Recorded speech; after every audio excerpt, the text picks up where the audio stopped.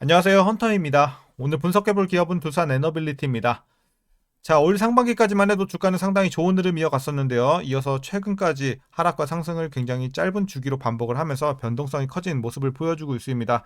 특히나 이제 최근 들어서 윤석열 대통령의 이 탄핵안이 가결이 되면서 본격적인 수혜주였던 동사의 주가가 하락을 하기 시작을 했습니다. 그리고 이제 17,000원대까지 내려온 현재 상황에서 앞으로 주가가 우리 다시 한번 좀 반등해 줄 수 있을지 분석을 통해 향후 주가의 흐름 알아보도록 하겠고요. 이제 보유자분들 목표 주가 설정부터 물려 계신 분들 대응 방법 그리고 신규 진입 관점까지 다양한 투자 전략 함께 알아보도록 하겠습니다. 자, 이어서 수급 상황입니다. 한 달 기준으로 개인은 중립, 그리고 외국인이 샀고요. 기관이 팔았습니다. 다만 최근에는 개인과 외국인의 스탠스의 변화가 생겼습니다. 개인은 매도세에서 매수세로 전환을 하면서 이제 저가 매수의 기회로 접근하는 모습이고요. 외국인은 반대로 매수세에서 매도세로 전환을 하면서 기관과 함께 이탈해주고 있는 모습입니다. 그래서 최근에 하락세는 외국인과 기관이 좀 이끌고 있다 보시면 되겠고요. 이어서 신용 잔고율 보시겠습니다. 1.49% 나오고 있습니다. 뭐 나쁘지 않아요. 걱정할 건 없어 보이고요. 이어서 공매도는 여전히 금지가 된 관계로 분석은 스킵하도록 하겠습니다.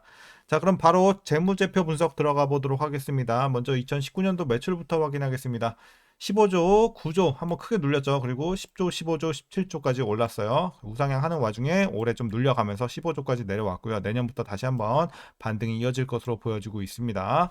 자, 영업이익 보겠습니다. 과거 자 9천에서 마이너스 1천으로 적자 전환, 그리고 바로 흑전 8천억, 그리고 1조 초반에서 1조 4천대, 그리고 올해는 다시 한번 또 눌리면서, 그러니까 작년까지 올라가는 매출과 영업이익의 상황에서 올해 다시 쉬어가는 분위기고요. 내년부터 매출과 마찬가지로 영업이익도 반등을 할 것으로 보여지고 있습니다.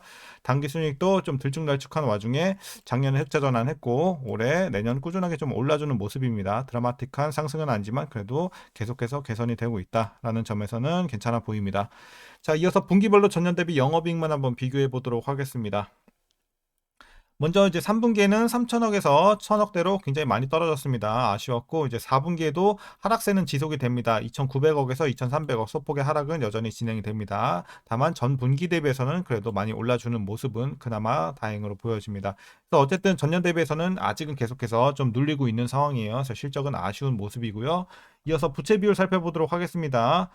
자, 과거엔 좀 높았어요. 300, 200대. 그리고 계속해서 꾸준하게 우하향한 결과 최근에 자, 올해는 이제 110대. 100 초반대까지 내려왔고요. 내년 후년에도 계속해서 내림세 이어질 것으로 보여지고 있어서 부채 걱정은 없어 보입니다. 자, ROE 보겠습니다. 과거 마이너스 기록을 했었고 좀 들쭉날쭉해요. 순이익과 마찬가지로 자, 플러스 좋았을 때는 10 정도까지 기록을 했었어요. 하지만 최근에는 뭐 0.78, 그리고 올해는 4. 어쨌든 회복을 하긴 하지만 여전히 아쉬운 수치죠. 내년 후년에도 아쉬운 수치는 이어질 것으로 보여지고 있습니다. 그래서 수익성은 아직은 개선은 좀 멀은 것으로 보여지고 있어요. 다만 개선은 되고 있다 정도로 보시면 되겠습니다.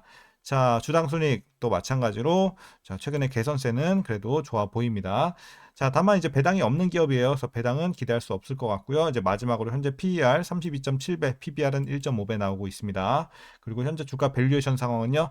지금 주가가 많이 내려왔지만 여전히 약간의 고평가라고 보고 있습니다. 왜냐면 전년 대비해서 계속해서 주가는 눌림세가 진행이 되고 있기 때문이죠. 그래서 실적이 좀 올라줘야지 저평가라고 우리가 볼 수가 있겠습니다. 그래서 지금은 살짝 고평가, 약간 비싼 구간으로 보시면 되겠습니다. 자, 이어서 동사 관련 이슈 한번 살펴보도록 하겠습니다. 자, 두산 에너빌리티는 두산 밥켓 지분을 두산 로보틱스로 이관하는 분할 합병안을 의결할 이 임시 주주총회를 열지 않겠다고 지난 10일 밝혔습니다. 이는 두산 에너빌리티와 두산 로보틱스가 추진했던 이 분할 합병안이 무산됐다는 의미로 보시면 되겠고요. 이제 동사가 아무래도 윤석열 정부 주도 원전 사업의 대표적인 수혜주였던 만큼 비상계엄 선포와 탄핵 정국 등 이 불안한 정치적 상황 여파에 최근에 주가가 크게 하락을 했고요. 주가와 이 주식 매수 청구 가격 차이가 굉장히 커졌습니다. 그러다 보니까 이제 약속한 주가와 실제 주가의 괴리가 커지게 됐고, 이제 두산 에너빌리티는 예상보다 큰 비용 부담을 안게 됐습니다. 그래서 사실상 분할 합병의 실익 자체가 사라지게 됐고요. 이에 따라서 두산 에너빌리티의 투자 계획도 어긋나게 됐다, 이렇게 보시면 되겠습니다.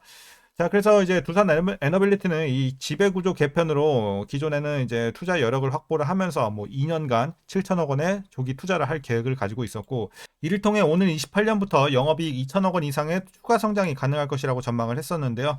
이게 무산이 되다 보니까 두산 에너빌리티는 이제 추가 투자 자금 확보 방안과 이를 통한 성장 가속화를 어떻게 달성할지에 대해서 신중히 검토한 뒤에 다양한 방안을 모색하겠다는 입장을 밝혔습니다. 그래서 구체적인 내용은 없지만 이렇게 좀 참고하시면 되겠고요. 자, 이어서 미국 데이터 센터 수요 확대와 대형 원전 그리고 소형 모듈 원전 투자 증가로 인해서 동사의 주기기 수주 가능성이 높아질 전망입니다. 미국이 자국 내 원전 제작 능력이 없기 때문에 두산 에너빌리티 외 선택지는 좀 제한적인 상황으로 보여지고 있고요. 두산 에너빌리티의 원전 제작에 있어 어떤 노형이 선택이 될지 모르기 때문에 여러 회사와 협력 관계를 맺는 것이 중요할 것으로 보여지는 상황입니다. 그래서 이제 수혜가 예상이 되는 상황. 자, 그리고 이어서 현재 체코 원전에 이어 폴란드, 아랍에미리트, 사우디, 그리고 영국 등의 신규 원전 수주가 또 기대가 되고 있습니다. 여기에 뭐 SMR, 이 소형 모듈 원전 사업도 AI와 데이터 센터 전력 공급 수요 증가로 인해서 수주 기회가 대폭 확대가 되고 있는 상황. 이것도 좋아 보이고요. 이제 마지막 이슈입니다. 여기에 트럼프 정부 2기 출범에 앞서 미국까지 원자력 발전의 호의를 나타내고 있는 상황입니다. 특히 지난 11일 한미 재개회 총회 당시 한미 협력이 유망한 분야로 SMR을 비롯한 원자력을 꼽기도 했었는데요. 크리스 라이트 미국 에너지부 장관 지명자는 원자력 발전을 긍정적으로 평가하고 있다는 내용입니다. 특히 그는 SMR 기업의 이사로 재직하는 등 소형 원자로를 선호하고 있는 것으로 알려지고 있어서 더욱더 기대가 되고 있습니다. 그래서 최근에 이슈는 여기까지고요. 이제 현재 뭐 악재와 호재가 공존하고 있는 상황이다. 이 정도로 좀 보시면 될 것 같아요. 자, 이제 그러면 여러분들 마지막으로 투자 전략 설명드리면서 영상 마무리하도록 하겠습니다. 먼저 신규 진입 관점에서는 이제 긍정적으로 보고 있습니다. 이제 주가 자체가 지금 들어가기 나쁘진 않아요. 자, 아까 말씀드렸다시피 물론 지금 실적이 안 나오고 있기 때문에 고평가는 맞아요. 약간의 비싼 구간이긴 하지만 우리 중장기적인 관점에서는 여전히 성장성은 의심의 여지는 없다고 보고 있어요. 그리고 미래지향적인 재료가 지금은 괜찮은 상황이기 때문에, 그리고 윤석열 탄핵 관련해서 이런 악재는 이미 주가에 다 반영이 됐다. 그렇기 때문에 지금 주가에서는 들어가기에는 부담은 없는 자리라고 보고 있어요. 그래서 긍정적으로 말씀드리겠습니다. 자, 다만 막 단기간에 막 큰 상승을 기대하기는 좀 어려울 것 같고 시간을 두고 차차 올라갈 줄 것으로 보여지고 있어서 지금 진입하는 거는 저는 나쁘지 않다고 보고 있습니다. 자, 이어서 보유자분들 대응 방법입니다. 먼저 목표가부터 설정하도록 하겠습니다.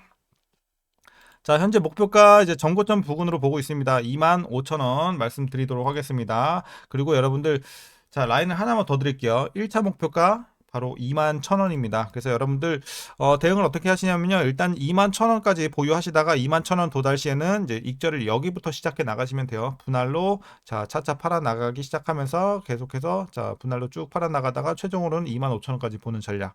그래서 익절 시작은 21,000원부터 시작하시면 될 것 같습니다. 지금 상황에서는요.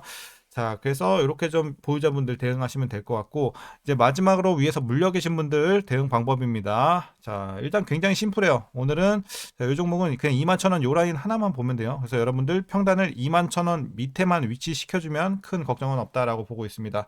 자, 21,000원 밑에 반드시 위치시켜 주시고, 자, 다만 여러분들 평단이 이미 21,000원 밑에 위치가 되어 있다 하시는 분들은 물타지 말고 보유만 하시면 될 것 같습니다. 여기서는 물타면 비효율 구간이기 때문에 손해라고 보시면 되겠습니다. 물타지 마시고 21,000원 위에 계신 분들만 물타서 21,000원 언더로 맞춰주시면 되겠습니다. 자, 그럼 오늘 영상은 여기까지고요. 오늘도 시청해 주셔서 감사합니다.